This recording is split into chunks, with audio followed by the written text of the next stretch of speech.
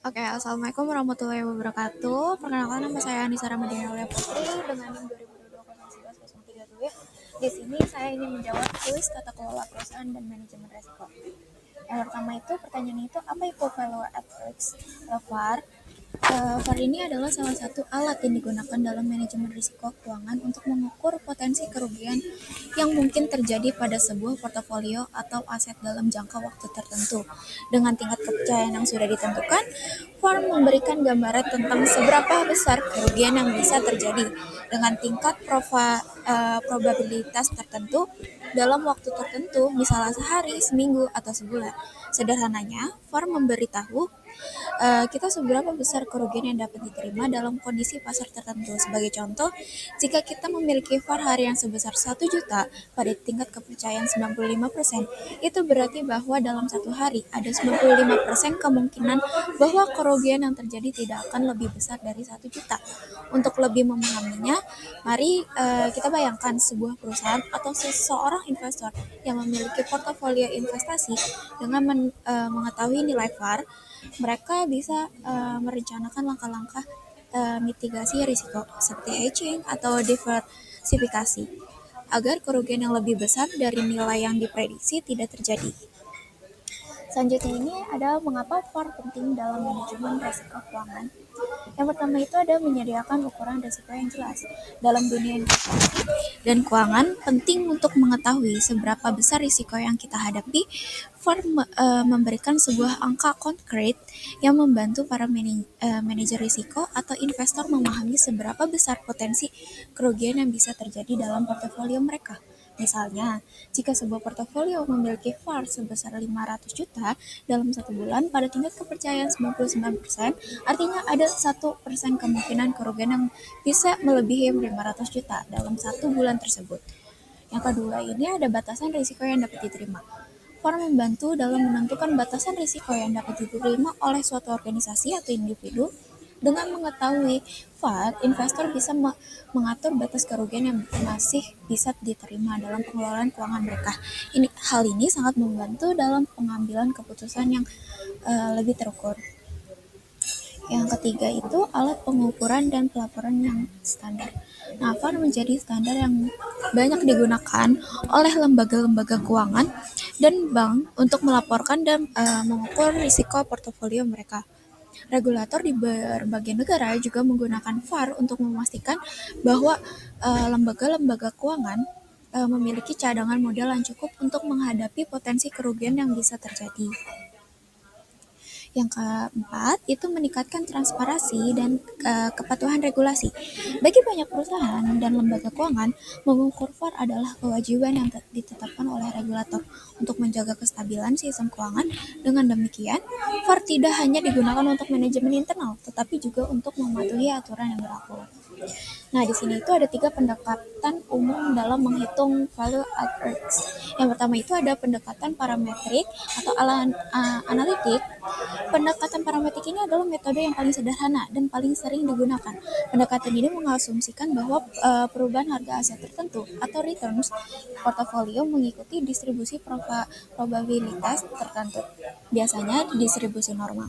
Dalam pendekatan ini, VAR dihitung berdasarkan 2 parameter utama, rata-rata atau mean dan deviasi standar atau standar deviasi atau volatilitas dari pengembalian aset. Nah, untuk rumusnya ini adalah VAR sama dengan -1 dikali Z dikurang skor dikali deviasi standar pengembalian dikali nilai portofolio. Kayak gitu. Nah, selanjutnya ini untuk pendekatan kedua adalah pendekatan sejarah atau historical simulation. Pendekatan ini lebih sederhana dibandingkan pendekatan parametrik karena tidak memerlukan asumsi tentang distribusi probabilitas pengembalian aset. Dalam metode ini, kita menggunakan data historis pengembalian untuk menghitung VAR. Metode ini menganggap bahwa pengembalian di masa depan akan mengikuti pola yang serupa dengan pengembalian masa lalu. Langkah-langkah dalam pendekatan ini ada yang pertama itu ambil data pengembalian aset atau portofolio selama periode waktu tertentu. Yang kedua, urutkan data pengembalian dari yang terbesar hingga terkecil. Yang ketiga, tentukan persentil tertentu berdasarkan tingkat kepercayaan yang diinginkan. Misalnya untuk 95%, kita ambil data pengembalian di posisi persen terburuk. Dengan pendekatan ini, kita bisa langsung melihat kerugian terburuk yang bisa terjadi berdasarkan data historis. Yang ketiga, itu pendekatan Monte Carlo. Pendekatan ini adalah metode yang paling kompleks dan memerlukan komputasi yang cukup insentif. Dalam metode ini, kita menggunakan simulasi acak untuk memodelkan potensi pergerakan harga masa depan berdasarkan distribusi probabilitas yang sudah ditentukan. Metode ini melibatkan pembuatan banyak skenario yang kemungkinan besar akan terjadi dan kemudian mengukur kerugian yang dihasilkan.